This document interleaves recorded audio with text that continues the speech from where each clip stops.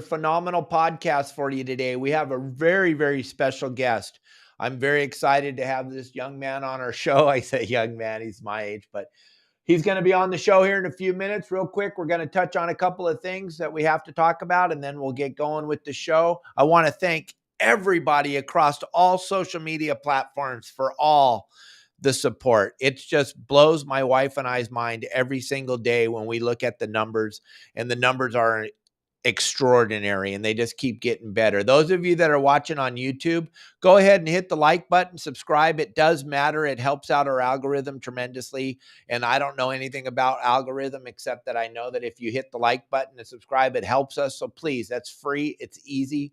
It's right there on the bottom. Just click on that. It'll help us out tremendously. And then all the podcast platforms out there that are carrying our podcast, thank you all very, very much. Today is Opsin Fluorocarbon Monday, and we want to always talk about Opsin Fluorocarbon on Mondays. We'll get more into Opsin later on in the show, but this is the fluorocarbon I use. You see it on all of our posts. This is a phenomenal product, a clear fluorocarbon, spooled up in the United States of America, family-owned business. Greg Brown and his wife own this. They spool these spools up in their garage. And I thank you very much, Greg, for being a sponsor of the show, and we'll get into that a little bit later. Jeanette, I'm glad you had a good time with Pablo the other day. We're going to bring Pablo into the show a little later today, but with no further ado, let's bring in the man. Let's bring in Chris, the fishing weatherman, right? Yeah. Did I say that right? Yeah, it's the fishing weatherman. Yeah, that's what my sister said. You got to have Chris on the show. She watches you all over the place. She watched you in San Diego. So Donna Kalis, thank you very much for getting me in touch with Chris. And gang, if you don't know anything about this young man, you've been living under a rock. He is the guy. Chris has been around for a long time. And I want you to tell everybody about how you got into this fishing weatherman thing, because you worked on sport boats just like I did growing up. So why don't you delve into that a little bit? We'll get into the meat and potatoes of the weather thing, but you wear so many different hats. I think everyone needs to know a little bit about you.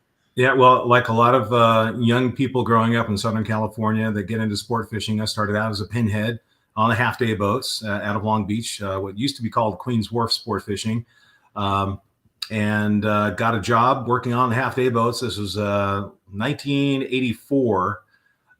And a boat called the Pescador, which is now the Islander, which was the original Red Rooster 2. And we were running half-day boats, half-day trips with 85 people on board.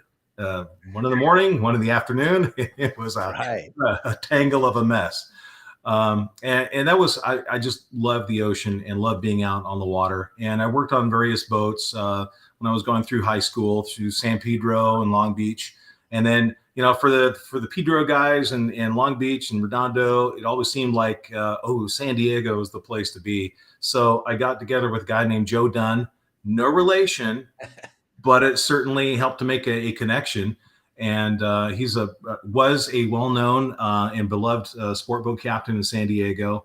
At the time, he had just bought a new boat called the Tradition. It's now the Horizon. And he also owned just bought the Spirit of Adventure and was converting it from a dive boat to a long-range sport fishing boat. So he said, yeah, come on down. And this was 1985, and I was just finishing up high school and worked on the Spirit of Adventure all summer long. And I thought that was going to be my career path. But, going through school, I discovered radio and television, and I thought, wow, I want to do something with this. And I've always been interested in weather. I lived in other parts of the country, but always came back to Southern California. And it just kind of all came together that broadcasting weather led me down that career path to becoming a television broadcaster and a meteorologist, with all the requisite study that goes behind all of that. So you got to learn your stuff before you can talk about it on TV. Although some people are just presenters. Others, like me, will actually do the forecast and analyze the data, crunch the numbers, and really have a true understanding of what goes on. Because I think to be able to explain to someone what's happening, you really have to have that deep understanding. Like you, Dave, with fishing methods, being on the water so much as you have and your experiences, you have a really deep knowledge and understanding of what it's like to be out there on the water. So you can tell people and teach them through your experiences and tell them the why behind the what. And this is why we're looking for this. And this is why we're doing this way. This is why we're going over there as opposed to going over there. So over the years, I worked at various TV stations all around the country. Tried to get back to Southern California occasionally for some sport fishing endeavors. And right now I'm in Phoenix, Arizona, and working a flying job, also a pilot. So I have the flying weatherman along with the fishing weatherman. And I was doing regular reports online when I could, when the schedule would allow. But between here and there and my other jobs that pay the bills, it's been kind of hard to do what you do on a regular basis, because I know a lot of work goes into putting on something like this. And so, your hard work is applauded. A lot goes into it. Thank you.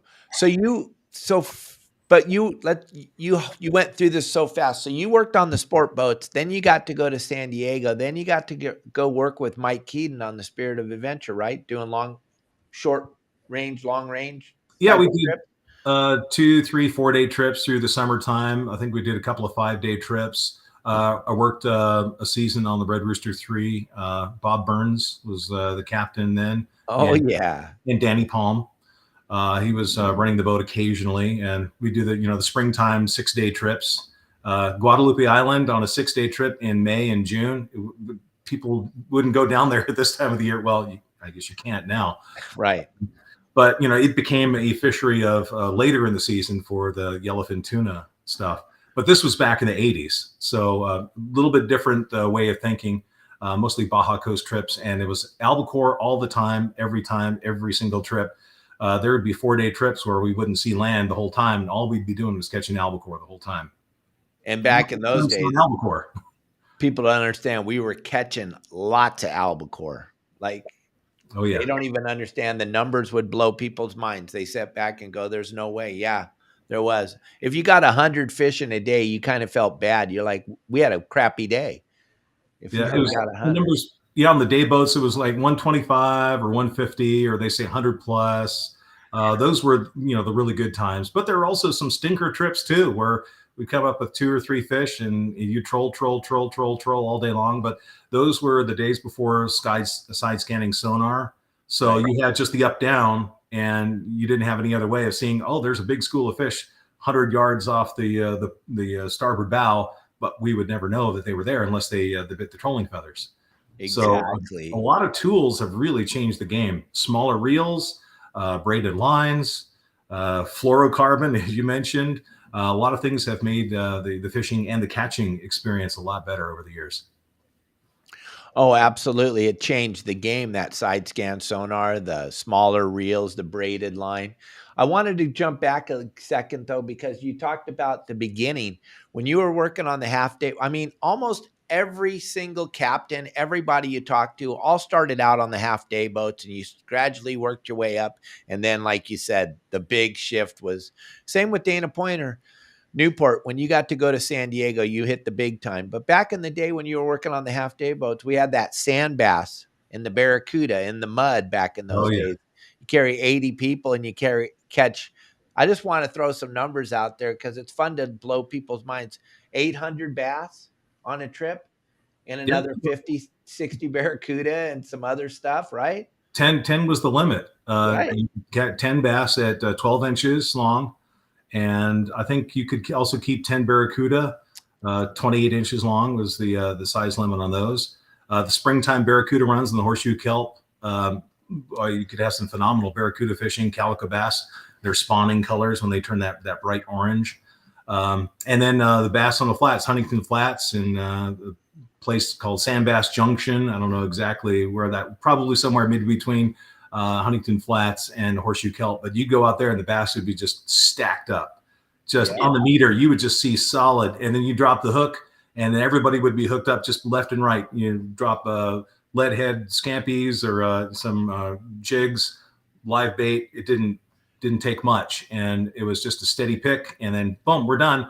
Now we have to slowly idle back home so we have enough time for the guys to clean all the fish that we got. Fillet all the fish. Yeah. And people don't understand, when you went on the boat, they're like, well, why did you take 8? Well, every single human that came on the boat wanted their limit. They all wanted their limit. That's what they wanted. They wanted their limit. It just was the way it was. And it's not, people go, oh, they're all gone now because of that. Well, no, it's cycles. It's all cyclical. I mean, we didn't see that sand bass for like 10 years, and we just saw it show up in Huntington Beach this year. I don't know if you saw that, but they had it for 6 solid weeks there, day in and day out, and the Barracuda trickled in with it. And there's just so many things, and we're going to get into this cyclical thing because that's a big thing to do with weather. And it's so cool to have you. There's so many people that have, like my friend John Stanley here. He's a great member of my website, really good friend. He's talking about watching you on the San Diego weather all the time because he's from San Diego.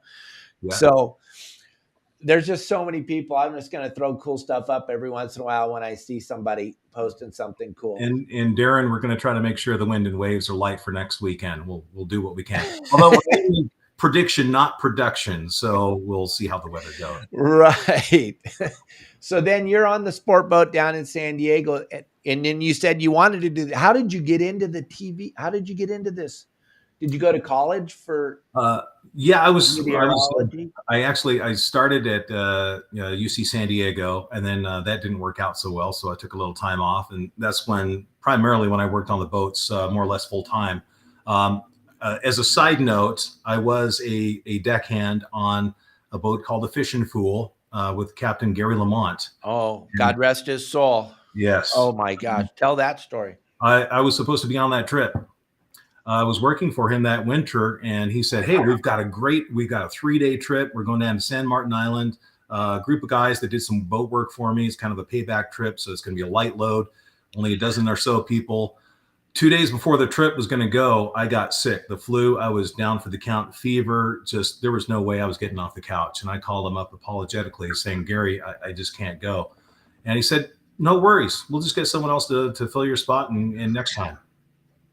And then it was a few days later that I heard the news, and it still affects me today. You know, I was 19 at the time, and the guy, Scott, I think was his name, was the deckhand. He was also 19 or 20, and they never found him. And just thinking, what would I have done if I was in that position? And I went back to Ben's Rock. I think it was later that year on the Spirit of Adventure. I was working that summer, and Mike said to me, hey, we're going to down to Ben's Rock. It's going to be kind of weird going back down there. Just 6-7 months after that happened. So in case you don't know the story, Fishing Fool was a 65 foot Drake boat. And it was caught by a big wave, a big set of waves come in. There's a breaker, Ben's Rock. It's just south of San Martin Island. And it came and it flipped the boat over. Everybody was thrown into the water. There were only 2 survivors out of, I think, 12 or 13 that were on the boat. Yeah, it's pretty sad. February 1987. Crazy. It was a crazy story. Ben's Rock comes up from like 2,000 feet of water to about 1.5 feet below the surface. It's a big pinnacle. You catch lots of yellowtail, lots of big bonita on it. It's a phenomenal fishery there. But back in those days, like you were saying, there wasn't a lot of electronics. There wasn't a lot of stuff. We would stand on the roof when we would stand on the overhead of the sport boats and look for the color spot or look for the wave. Miles away so you could approach it. It is a crazy, crazy spot back in the day. There was no GPS. There were none of these chart plotter things that you have nowadays, gang. You kind of went by your compass, and you had to pay attention. I fished San Martin a lot back in the late 70s, early 80s. And when we heard about Gary and the whole thing, one passenger, a guy named Jim Sims, and the cook were the only 2 people that lived. Jim Sims went on to work for me later on in life, which was pretty crazy in the trade show industry. But we were talking one day standing on the docks at the LA Convention Center, and he's like, you've been in the sport fishing industry for a while? I say, yeah, 40 years or 25 years at that time. And he's all, do you ever hear about and I say, yeah. And he goes, well, I'm Jim Sims. I was like, no way. Wow. Tragic story, but somebody was watching out for you, Chris. My goodness. Yeah. I just, thank my lucky stars. Kathy Compton was the cook. She was also the second ticket on the boat. And she was actually inside in the galley and held on to the support beams as the boat rolled over. And so she survived, and along with Jim Sims. So lucky. Unbelievable. Just an unbelievable story. So, okay, now that we told that story, let's go back to how did you okay, so you're got out of school, went to work on the boats, then you were like, I want to go back. I want to do this newscasting thing, or what did you want to do on TV? Yeah, I kind of got involved in Hollywood and as being an extra and a stand-in and TV shows and movies. And then that kind of translated to, okay, when I go back to school, I want to get into this. And they said, no, we don't really do too much film, but we do a lot of radio and TV. And then they heard my voice and doing some radio stuff. They said, radio is where you need to be. Yes, radio. So I kind of went in that direction, and then I went up to Chico, Northern California, finished up my degree, and worked at various radio stations up there, and that translated into TV, and I kind of got sucked into that business. And then one move to the next. I was in Fort Myers, Florida for a Fox startup. I moved to Miami, Florida, worked for the Fox station in Miami, the CBS station in Salt Lake City. Then they sent me out to Philadelphia, and then CBS in Philadelphia, Fox in Denver, CBS in here in Phoenix. And then I went out to Mobile, Alabama, worked for the NBC affiliate out there, and then took some time away from the TV business, got involved in aviation full time, and then came back here to Phoenix a couple of years ago. So that's where I'm back again. And I ended up back on the air just in the last week or so. The NBC station here needed some help filling in freelance work. So I'm back on TV in Phoenix, Arizona, along with flying airplanes full time. Right. And I'm not busy or anything. No. And I'm so happy that you took a little bit of time to be with me and my followers here. Thank you so much. When I reached out to you a couple weeks ago, it was because I wanted you to help me out a little bit more with this whole El Nino phenomenon. But something I wanted to talk to you about was since 1983, and you've been in the industry. Remember 83, the real El Nino, the real one. And I call it the real one because we had 85-degree water for like a month and a half in front of Dana Point Harbor. We had manta rays, whale sharks, sailfish, and consistent tuna fishing where you could pretty much set your watch to it, and you could go out there on a half-day and three-quarter-day boat and catch 150 yellowfin day in and day out, and it was consistent fishing. We haven't had that. Everyone says, 2014, we had an El Nino. We had an El Nino in 91. 83 was the only real El Nino. And then they use that word all the time is what I think, but I'm not a weather guy. So why don't you help me and my followers understand this whole El Nino phenomenon, because the news loves to throw that out there. Yeah, and I think there's a lot of misconception about what El Nino is and what it means for Southern California, and exactly what it is. El Nino, basically what it is and what it's not. What it's not is warm water, period. So we had a really warm episode in 2016. Remember last year with all the Dorado Mahi madness in the Southern California Bight, and it was actually technically a La Nina year. So we can have warm water without El Nino, and we can have El Nino and still have cold water along the coast with especially the coastal upwelling. But El Nino technically and specifically is defined as a warming of the ocean waters near the equator in the Eastern Pacific Ocean. And so by that definition, it doesn't have a direct connection with Southern California. However, there are connections and correlations with what happens up here versus what's happening down there along the equator. Now, because the Earth's oceans are a big driver of climate, it does affect weather patterns around the globe, usually drought in Australia and enhanced rainfall in Southern California and along the Gulf Coast with more storminess. Typically, now we can have La Nina years like we had last winter and phenomenal rainfall and snowpack for the Sierra Nevada. We can also have El Nino years like I think it was 2016, 2017. I do have some notes here that I might have to refer to from time to time. Good. We want you to. That was when we had the blob, that really warm water with wahoo being caught up off of Orange County and LA County. And there was like a dozen or so wahoo caught at the Coronado Islands on one trip. And that was during El Nino, corresponding with some warm water and the warm blob that persisted. But it was a total bust for rainfall that winter. Everybody, all the predictions, because we go by statistics. More likely, we will have a wet winter when El Nino is present, but that's not always the case. It's like 8 and 10 winters will be wetter than normal, but then there's always that exception. So just like a sport boat captain says, hey, the fishing here was phenomenal. The conditions look ideal. It's the same as yesterday. You go out there and where'd the fish go? Well, the chances are, with our best available information, that it should happen here, but sometimes it doesn't. So we make an educated guess. And yeah, forecasting is a guess, just like a sport boat captain will. Based on my information, we're going to Pyramid Head, or we're going to the east end of Catalina. We're going to Frog Rock, Okay. just some miscellaneous places. This is where the best dope is. And despite that best information, it may not work out. The forecast might not work out because there are so many different variabilities in the atmosphere and so many connections and teleconnections that are going on that we just can't account for everything.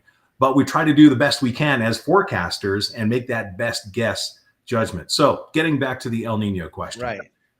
When El Nino is present, and especially when a strong El Nino, more often than not, we have a wetter winter. And it doesn't necessarily mean that warm water along the equator is making its way all the way up the coast, past Cabo and into Southern California. But it does have a disruption to the California current.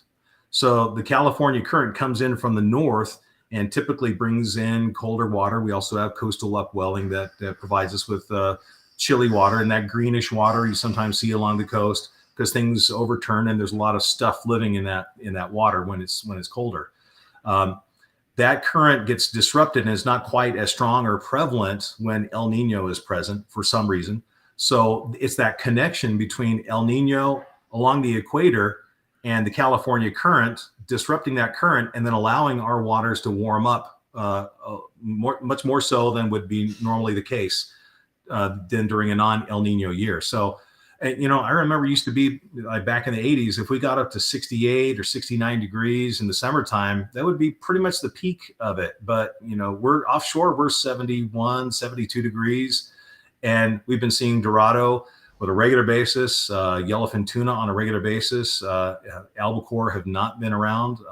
Triggerfish have been almost a regular catch along the coast. A lot of the warmer water species have been more regular than not. So I don't know if that's a part of an overall change in the whole system that's in the Eastern Pacific, or just a kind of a decadal type of shift that's been going on. But El Nino does have a kind of a side effect on our currents, on the water temperatures, but more so an influence on the weather patterns that we see, especially in the wintertime along the West Coast. So do you think they just use that word El Nino, or do you think it actually is El Nino, or is just, because we're trying to figure this thing out as far as fishermen go, but now I just learned that it has nothing to do with warm water coming into Southern California. Well, yeah. And again, by definition, El Nino is what's happening along the equator, because it's been around for tens of thousands of years, but it wasn't really scientifically recognized until the early 1960s. And the reason for it being called El Nino is because the Peruvian anchovy fishermen first recognized that, hey, something's going on, something's different, right around Christmas time, when the anchovies would disappear and the water would start to warm up. And so they referred to the Christ child, Christmas, El Nino, and I guess that connection just kind of stuck. So they took it as El Nino, and at that time of the year, the water started warming and there were no anchovies to be caught. And so, of course, it all relates back to fishing. It has to. Yes, But it that's does. how it got started. And there have been past episodes where the Peruvian fishery just totally collapsed. And they had, it was in 1972 to 1973. There was basically no anchovy catch in coastal Peru. And then, Dave, you mentioned 1983. That was the first time that I became aware of El Nino, because it was actually South Coast Sport Fishing Magazine. They posted a big article, 82, 83 El Nino, what it's all about and how it was going to affect fishing in California. And during that El Nino, 25% of the fur seal pups in Peru starved to death because there was no food for them. Their food supply just disappeared. And of course, there was record amounts of rain and snow along the U.S. West Coast. Some of the piers were damaged by some of those big storms that came rolling in.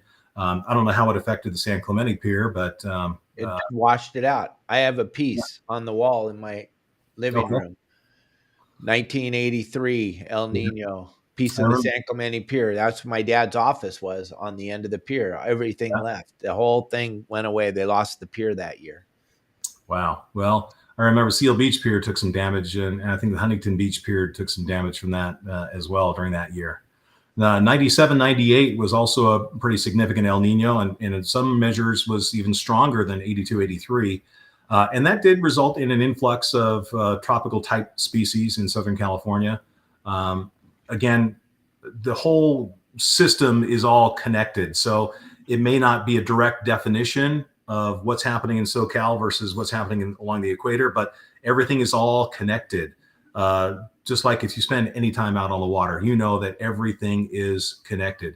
If you're out there and you see nothing, then all of a sudden you see birds and you see whales, you know that there's food around and there are likely fish around as well. So all the connections kind of start to make sense when you put it all together. Gotcha. Hold on for 1 second. I have to do a little business here, and we'll jump right back into this whole thing. Gang, like I said in the beginning of the show, it's Opsin Fluorocarbon Monday. If you grab that QR code that I'm throwing up on the screen right now, those of you that are watching us on YouTube and Facebook, the QR code's up there on the screen. Hit that with your phone or however you can grab that QR code. That's going to take you right straight to the Opsin Fluorocarbon website. Just by entering the website, that's going to enter you into the contest to win the free spool of line. We give away a free spool of line the first of every month. October will be no different. Opsin's giving away another spool of line. So grab that QR code. Those of you that are driving and listening to us on the podcast, all you have to do is go to opsinusa.com and then put in the code YSWG. That tells Elliot that you are in the store, and then on October 1st, Kelly Girl will give away a spool of this Opsin fluorocarbon. Now, this fluorocarbon is a very special fluorocarbon to me because I believe in my heart that when you use fluorocarbon, you're doing it because you don't want the fish to see it. You're also using it because it's abrasion resistant. Well, Opsin's clear. It's a clear fluorocarbon. It is not colored. I don't understand. I know why they color fluorocarbon. I know why, because it catches fishermen. They don't color it because it catches fish. They color it because it catches fishermen. But if you're going to throw this out, look at this is 40-pound fluorocarbon. You can't even really see it unless my light hits it just right. Okay? This stuff's invisible when it hits the water. I've never been fishing where I went, wow, I wish I didn't have fluorocarbon. There's never been a day where I went, I wish I didn't have it. Now, back when Chris and I were kids, there was no such thing as fluorocarbon. There was no such thing as braid. And I was very resistant to ever using this, to be perfectly honest. But now there's not a time where I'm going fishing where I don't have a piece of fluorocarbon tied to the end of my line. Why mess around with the pinks and the reds and the oranges and the greens? Go straight to the clear. Use Opsin. If you absolutely have to get a bite, you absolutely have to use Opsin fluorocarbon. Grab the QR code there, and we're going to go back to this El Nino thing right now. All right, so this El Nino that we have this year, is it a true El Nino? Yes. Yes, okay. It is. And it started to develop early this year, and the forecast, the modeling has gotten a lot better. So the forecasts were that it was going to keep building until peaking later this year. And all of the observations have been showing that. So yes, we do have a true El Nino that is in place, again, along the equator. But in our area, the waters have warmed up, and we're seeing the yellowfin, and we're seeing the dorado move in, and a handful of skipjack and all of that stuff, along with the bluefin tuna, which aren't quite the warmer water species, right, like some of the other stuff. So we've seen quite a mix. Now, after the active winter of last year, the water cooled down quite a bit, and I was on another. Don't tell anybody. I was on another podcast This was earlier this year. I think it was back in April. And I said, it's going to take a little time for that water to recover and start to warm up. But all indications are that once we get into September and especially October, when the water stays warm, and if that channel is wide open for the fish to move on up, we're going to have some spectacular fishing. And we've had some pretty decent days from some of the reports in the last few weeks. And I think it was Balboa Angling Club just had a marlin tournament in the Channel Islands. The Masters, yeah. Yeah, and one of the boats had 5 or 6 marlin in one day. And that's pretty good marlin fishing there. Heck yeah. And see, gang, I've been telling it, and I'm so happy because me and you didn't rehearse this. It's not rehearsed, gang. I told you October was going to be incredible. I told you guys that it was going to just relax and don't get so wound up. So many people are going out driving all over the ocean right now, so spending hundreds and hundreds of dollars on fuel. And like Chris is saying, just take a deep breath and make sure you got plenty of fuel left for October because it's going to be insane. Tell me, I need to understand, why did Hillary come up here and turn our water? Because normally, historically, I would tell people we got this hurricane rushing. Because down here in Cabo right now, Chris, the water's 91, and it's been 91 for a month. It cruised, and then when Hillary came, the water shot down to 85, which is, I don't understand. I need you to explain this to me. And then the water in Dana Point went to from 71 to 57. Yeah. So what happened? Well, and that kind of goes in with the misconception that hurricanes blow in or drive up warm water. And it's not the case. Usually it's the other way around. It's because we have warm water that hurricanes can form and last a little bit longer, making them all the way up to northern Baja and even as a tropical storm strength, rarely into Southern California. And it was indeed a rarity. The normal track of tropical systems, it goes south of Cabo or maybe down around Mag Bay and then out to the west and out towards Hawaii, or the hurricane bank. I don't know why they call it that, but in this case where we have a disruption in the weather pattern, we have plenty of warm water, plenty of fuel for a tropical system. It can form and strengthen down there. And as long as it has a pathway, steering winds really guide tropical systems like that. So in the rare case of like a Hurricane Hillary, where it moved right up into northern Baja and dumped record rain on Palm Springs and in the deserts, and actually brought in some pretty decent rain for any time of the year into San Diego and Orange counties.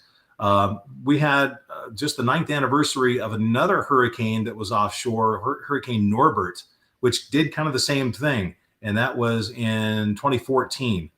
It formed off the coast and it moved up, and all the guys that were on 7 and 8 day trips, they were fishing the Tanner Bank, Cortez Bank, because they just couldn't get down below, and there was no reason for them to go right in the face of a hurricane.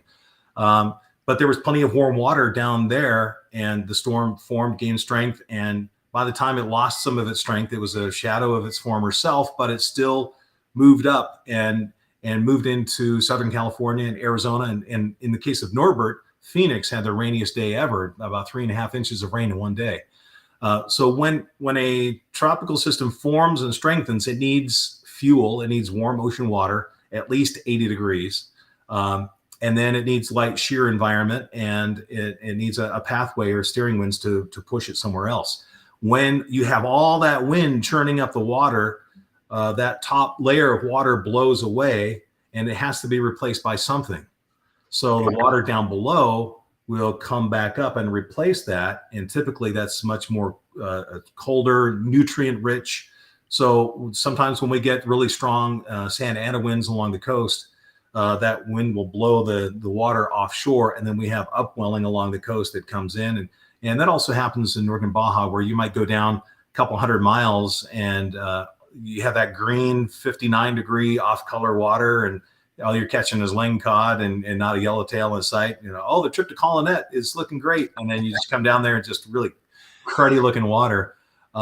It's a steady diet of that wind that's just blowing the top layer of water away, and it just kind of cycles. And remember, the ocean is in 3D, so it has to do something with that. So that colder water from down below gets pulled back up, and so we can have a 5 to even 10-degree drop in water temperatures in just a couple of days, where we get a really good wind event that blows through. Now that happened, and now we're on the other side of that. Now, just so that everybody understands, when that water turned over, and we have red tide we have red tide like wintertime red tide right now. You remember the days? Yeah. Well, that's what we have right now in Southern California, because that water turned over so fast and it flipped the bottom, put the bottom on the top and the top on the bottom, and the plankton couldn't deal with that. It was just too much of a shock, and so it all just died. And now we have all this red tide. But you know what's really strange is that the bluefin are in it. The bluefin are in it because they just don't. They can't. They got to eat. Yeah, well, they go where the food is, and I guess that's not the first place that I would look for if I was going offshore looking for bluefin in green off-color water. And say, oh yeah, let's avoid this. Let's get out to the blue water, the purple water that you're looking for. I'm going back to albacore days. Right. That purple 62 to 64 degree water, and lots of signs of life, and oh yeah, conditions are ideal. You wouldn't look at green water and say, yep, this is where we're going to fish. But if you find a foamer in green water, you're not going to pass it by. And that's what's happening. These people are finding this bluefin in the grossest brownish red water that you could even comprehend. But the best part about having you on the show is to make sure that everybody understands that when Hillary came up here and did that, really, you and I both know that it's a good thing, because it added all those nutrients to turn that water upside down. The bait is going to explode. The bait's going to spawn. It's going to have plenty of food, right? I mean, that's historically, that's what we've seen. Cold water is the key to this whole thing. Is if the water gets too hot, all the bait goes away. It's the food chain. It all starts with the phytoplankton and the zooplankton, and then the bait fish, and then the predatory fish, and on down the line. So the bigger fish are not going to be there if the smaller fish are not there, and the smaller fish are not going to be there if there's nothing for them to eat either. So you, like myself, you believe that this is good, and nobody needs to put their fishing gear away. It's going to be an incredible October, November, probably all the way through Christmas again, right? Yeah. October has sometimes just brought phenomenal fishing, and we can have some of the nicest weather of the year in October and early November. One of the last trips that I did was over Thanksgiving weekend. I went out of Seaforth on it was a day and a half. Yeah, it was a day and a half trip. We fished Cortez Bank, and it was flat, greasy calm. We had wide open yellowfin tuna. I caught 3 bluefin tuna. There were a couple of Dorado. We had yellowtail on the bank, and then we did a couple of drops, and we had some big reds and big boccaccio, salmon grouper, and just kind of a mixed bag of everything. I think the boat had a total of about 500 fish of just everything you could imagine. And this was the weekend of Thanksgiving, so at the end of November. So yeah, we can have some phenomenal fishing as long as we don't get any big storms that come in and really turn things over and disrupt things. Like Brian mentioned, the water's thermocline turns over and has bass fishing, calls it, and when the lake turns over. So yeah, it can happen in freshwater as well as saltwater.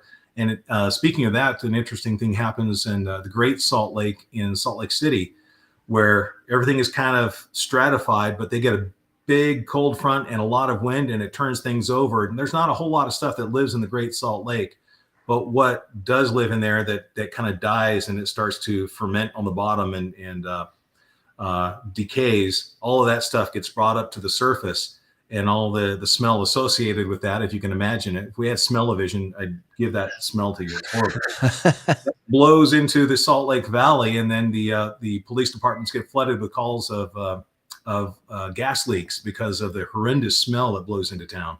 Wow. It happens on lakes. It happens on the ocean too. That is incredible. So as you're looking at, because you're full-blown meteorologist, as you're looking at all this stuff that's going on right now, what is the possibility of something coming out of the West and messing this thing up? Can you see that far ahead, or what do you see? Yeah, and I have to apologize. I think the sun is going behind a cloud, so my camera to adjust with the lighting condition here. again, we have to go with the odds, and the odds are that we will have an active winter season along the West Coast. We had a very active season last year, and that knocked the water temperatures down for quite a while. But hey, look, they were catching bluefin tuna out of the Golden Gate in San Francisco, just outside of the Farallon Islands. That didn't really seem to slow the bluefin bite down, and they were back out on the bluefin grounds catching them. Well, I think as early as late February or early March this year, and it just kept going. So as long as there's food out there and the biomass, the sheer mass of fish that are out there, still out there, they're not going anywhere. So it's going to take an awful lot to drive that away. I don't see that happening. But if we do have an active storm season, again, it might drive those water temperatures down offshore quite a bit. So it'll take a little time to recover, and some of the warmer water species will take a little time to come back. Gotcha. Okay, so we got a lot of really phenomenal information. I learned a ton. I'm sure some other people did, but all right. So there's a lot of people on here that are private boaters. That's like 90% of my audience are private boaters, and they're always looking. I kind of steer them towards windy.com because that's a easy site to figure out and read. But because they hear it from me, but I'm just an old fisherman. What are you looking? Prime best case scenario, fishing in Southern California. We're going to be looking at that wind less than 12 knots. We hate the east. Well, I always tell everybody, wind out of the east, fishing is the least. When the wind comes out of the south, the fish shut their mouth. And that's just stuff I learned when I was a kid. But I tell you, we've been out there when it's really good fishing, and the next day it blows out of the southeast and you don't catch anything. Let's try to help help all the followers try to understand what they're looking for as they start to plan their trip to go fishing, especially with their family and their children and stuff, because weather is a big problem for us. Well, I'd say, first and foremost, if you're taking the family or the kids out, you want to give them a pleasurable experience. So, if it's going to be windy and choppy and really sloppy and nasty out there, but the fish are biting, nobody's going to have a fun time. So I would rather go out on a really nice day and have slow fishing, but enjoy the day, rather than have, fill the boat, but you're also filling the boat with water and the bilge pump is working nonstop trying to keep things dry.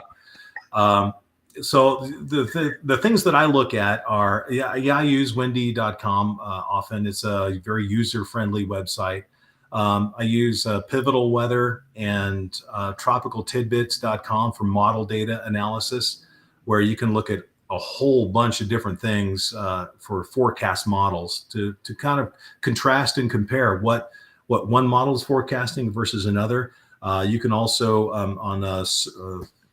I'm trying to think of the names. I have them all bookmarked, and some of them are saved on my website at thefishingweatherman.com, but they put it in a graphical format, and we'll take one grid point of one model. So we'll drop a pin in it, and it takes that and extrapolates that data down to easy to understand, user-friendly data. So you can say, okay, at 10 a.m., the wind is forecast to be out of the northwest at 10 knots. And the swell is 3 feet at a period of 16 seconds, something like that. So you can kind of gauge, where you're going based on what a forecast model is showing, but also keep in mind that's just a model's interpretation of what's going to happen. If you want true human intervention in that forecast data, then products from the National Weather Service are really good. The marine forecasts and the offshore forecasts. As long as you understand the limitations of that too. So they offer, say if you're going offshore, from 30 to 60 miles offshore. Well, that's a pretty big spread, and things can change from 30 miles to 60 miles. So just know that there are certain limitations in the forecast, the text products, as well as the graphical products and the model output that you might see on your favorite website or wherever you're looking for weather information. Now, you mentioned something. We need to talk about this. Your website will help them out tremendously, right? It will help them out. That's a great place to go and get really cool information, because not only you're a weatherman, you're a fisherman. Yeah, and I've tried to gear a lot of the links and the information on there for angling purposes. So From some other websites, I have those graphical forecasts that are posted specifically for the Coronado Islands, for San Clemente Island, for Catalina Island, the Horseshoe Kelp, for the San Clemente Basin Buoy, which is just south of San Clemente Island and is about 50 or so miles straight offshore from San Diego. And that gives us a good idea of what we can expect in those areas. Punta Colonet, down off the Baja coast. And if you're going on a long range trip, the National Weather Service also has text forecast for some of those zones down the Baja coast. And I have those posted on the website as well. So it's kind of an easy to go to place for getting all that information that you might need in one spot. Now, I don't have links to windy.com, and you can easily go to that website and navigate your way around that and look at the different products that they have available there. But I've tried to put some stuff on there that I thought would be useful if I were taking my own boat out, if I had a boat, that I would want to know, what's happening here or there, or if I was going to board a sport boat and go on an overnight trip or even a day trip, what can I expect? And pick and choose the best days that will offer me the best opportunity for good weather to head out there. And then to do that. I also have some blog posts with interesting information about some of the islands that we visit. Zane Grey, a popular author from back in the 1800s or early 1900s, frequent visitor to Catalina Island and an angler. Wrote a little story about him. Some historical stuff from back in the early 80s, pictures of the boats and some of the brochures that were in use at those times. Because, back in the day, they published brochures and they didn't have websites. So that's how we found out about the boats and the captains and what boat operated out of what landing. And now you can just click, and there it is. But back in the day, you either had to go to the landing or you went to one of the big shows and you got piles of information. And, I'm one of those that hoarded information. So I still have some of those original brochures from 40 years ago. So one of our members, Jeanette, she just put this up here.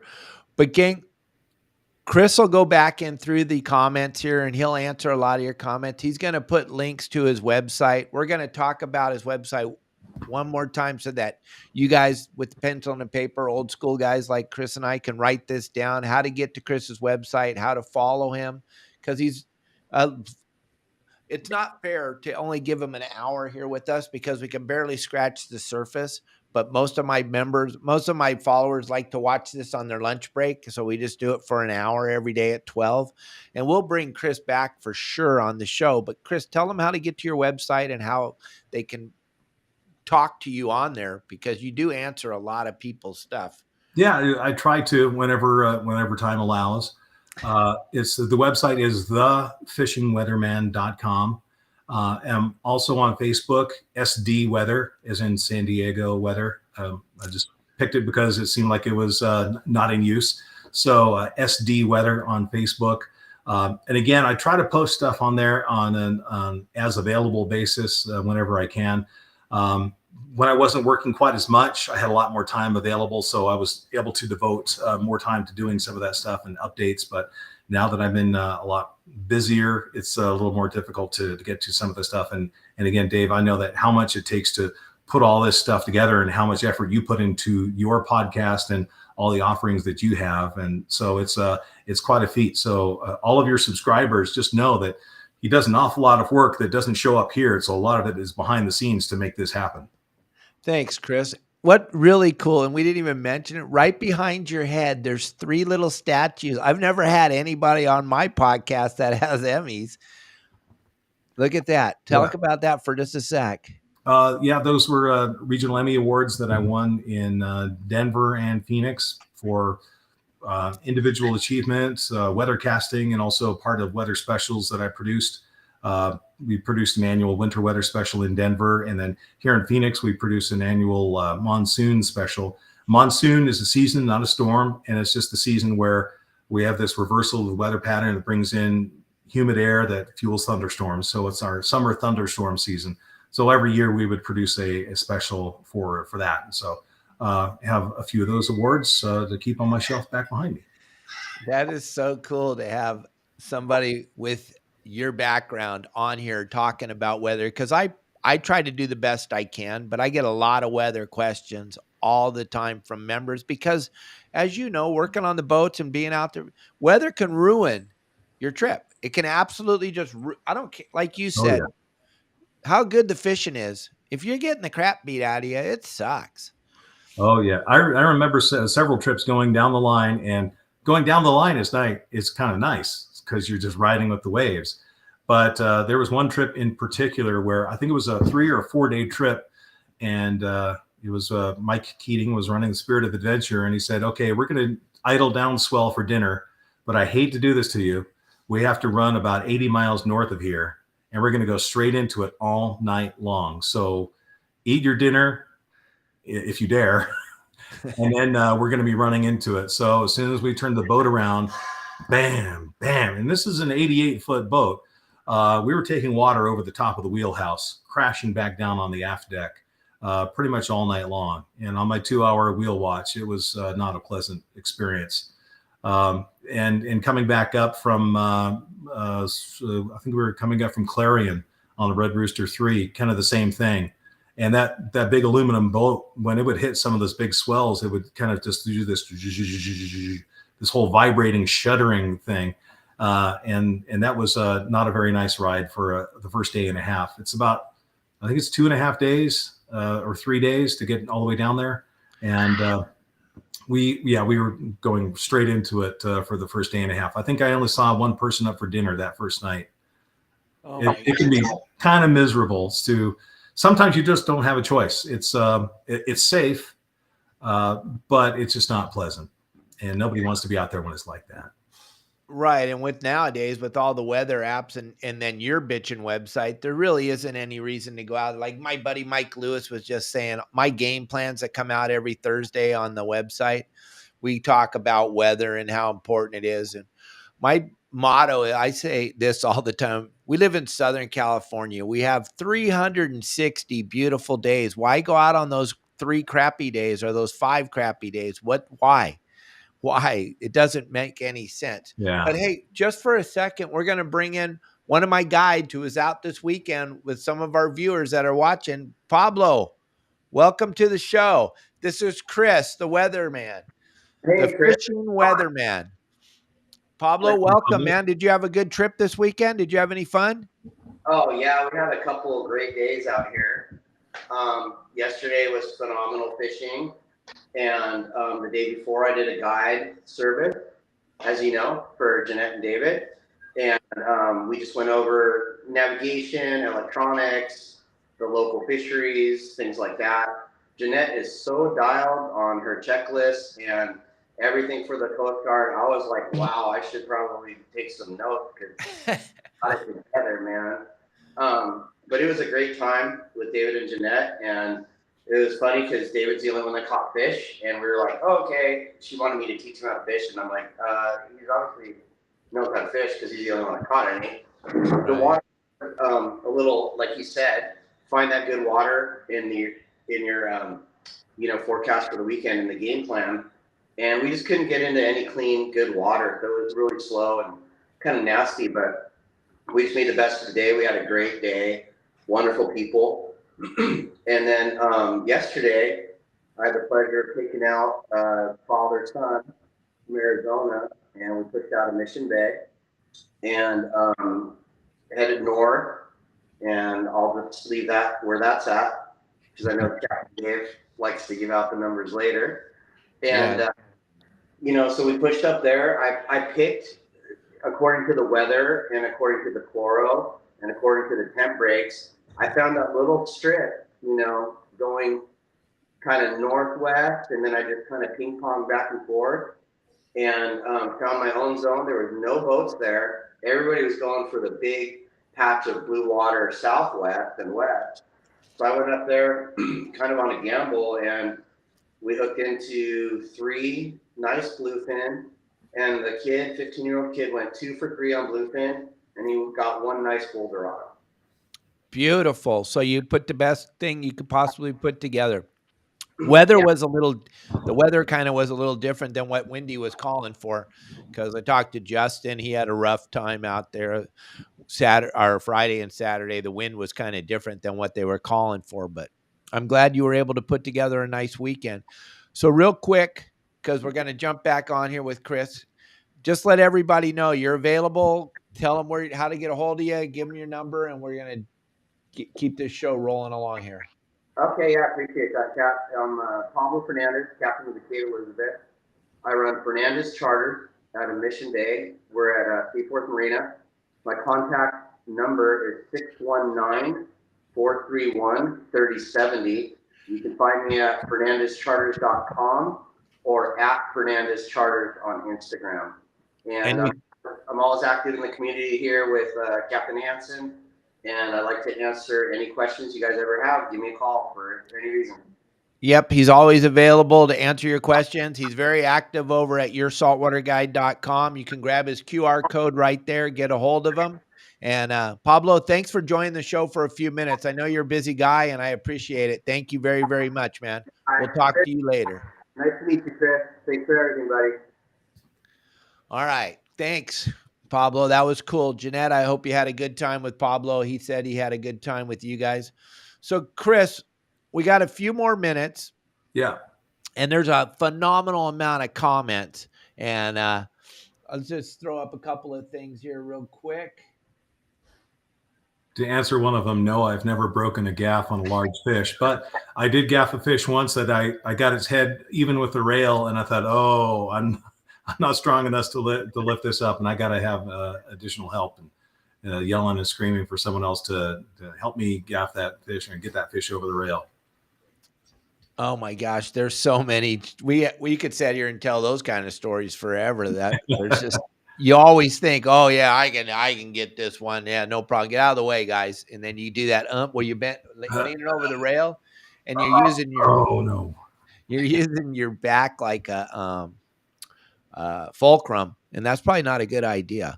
It's probably not the best thing to do, especially when you're a deckhand, because you got to go right. There's no downtime. You don't get, oh, you don't feel good, Chris? Oh, why don't you go lay down for a little while? No one ever said that. Take the day off, go home, and just come back tomorrow when you feel better. Yeah, go home. Wait a minute, boss. We're 150 miles off the beach. What do you mean go home? Yeah, that's not happening. That's not happening. So does that news that you're on right now in Arizona, is that stream? Can people stream you and watch you? Yeah, it is streaming on 12news.com and the 12 News app. It's KPNX in Phoenix, 12 News. I'm on kind of irregularly right now because I also have that flying job that I'm doing 7 days on, 7 days off. And during my off time, I'm working back at the TV station. So not really on a regular basis until October. So starting in October, every other week, I'll be on the 4, 5, 6, and 10 o'clock newscast Tuesday through Friday. Okay. And then who do you fly for? We never even talked about your flying. Oh, yeah. I do that flying job, too. I fly for a company that's kind of like a timeshare with airplanes. So it's private charters and people who own a share of the airplane, and they just call up and say, take me to Vail to go skiing this weekend, or I want to go to Martha's Vineyard to visit our beach cottage, or whatever the case may be. So we have 45 airplanes and 220 pilots in the company. And so we're spread out all across the U.S. We fly into Canada, Mexico. I was in the Bahamas a couple of times last week. I was in Key West, Florida. Just, wherever the company wants to send me. It's not necessarily here in Phoenix. I haven't been to Southern California yet. I got to fly into San Francisco a couple of times, and I take that back. I did fly into LAX and I flew into Van Nuys, but real quick stays and turn around and right back out. So they're really based on the East Coast, but expanding out to the West. So if you want to buy a share of an airplane and you live in California, just get in touch with me and I'll put you in touch with the right people. We take 6 passengers at a time. It's a single engine turboprop plane. We fly up as high as 30,000 feet and we go 240 knots is our maximum speed. So we can get you from LA to San Francisco in about an hour and a half at the most. Really, it's, if you have the means, it's a nice way to travel. but it's also a fun job for me to do and just get to see a lot of the country and more and more experience flying airplanes.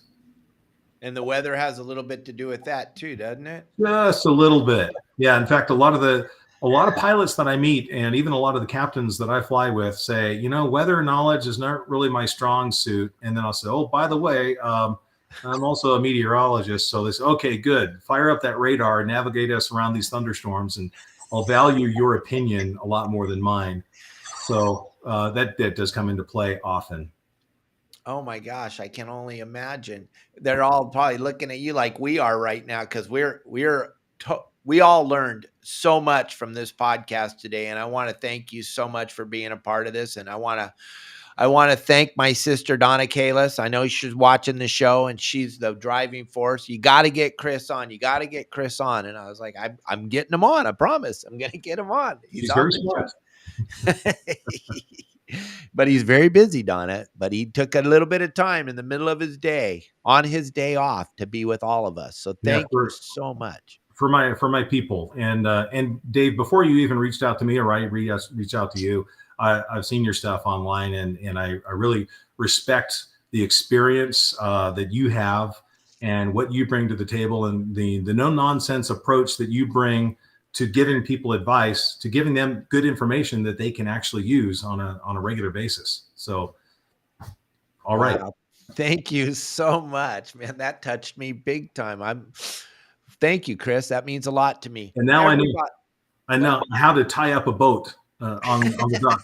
Actually, I learned, when I was a deckhand, the proper way to weave the line around the cleat on the boat. First all the way around, then kind of half hitch, and then you're done. So that was ingrained in me early on. But it's nice to see that you're putting all that stuff into practice too. Oh yeah, it's a fun video. I make that video every once in a while, and I get millions and millions of views, and I get thousands and thousands of comments. And I think maybe one or two of the comments actually say I know what I'm doing. It's pretty weird, but I'll just keep making them. If you keep watching them, folks, it's real simple. If you don't want me to make them, don't watch them. That's how it works. That's the only reason why I'm making them, folks, is because you're watching them. And so, Chris, one more time, give everybody your website. We've already done a whole hour. I can't believe it's been an hour, but we're over past the hour. Yeah, it's the fishingweatherman.com. And I haven't updated a lot of stuff, but a lot of stuff, it kind of automatically updates on the website. So it's just a good place to check out weather forecast information. I've got swell charts on there, some forecast data plots for frequently visited areas, as well as the text forecast from the National Weather Service, and a whole lot more. So go ahead and knock yourselves out, and feel free to check it out. And not really making any money off of it. I think I make $100 every 2 years or 3 years or so. So it's not a money maker for me, but it's just something that I put out there for the community, and just something to do for fun and for free, and just to be out there and connected. And like I say, again, Chris will be checking these comments that you guys are putting out there. He'll throw some answers up. He'll also throw some links up to his website. And once again, thank you so much, everybody. We can't do this without all of you. Don't forget to go check out Opsin. You want to win that free spool line, check out opsinusa.com, or grab that QR code that we had up on the screen for a while. And then once again, thank you so much, Chris. And everybody, I will see you all tomorrow. We'll have another phenomenal show tomorrow. We're going to be talking about those windmills some more, gang. And I didn't want to drag Chris into that controversial bunch of crap. But remember, turn off the news. They're all lying to you unless it's Chris telling you about the weather. But turn off the rest of that.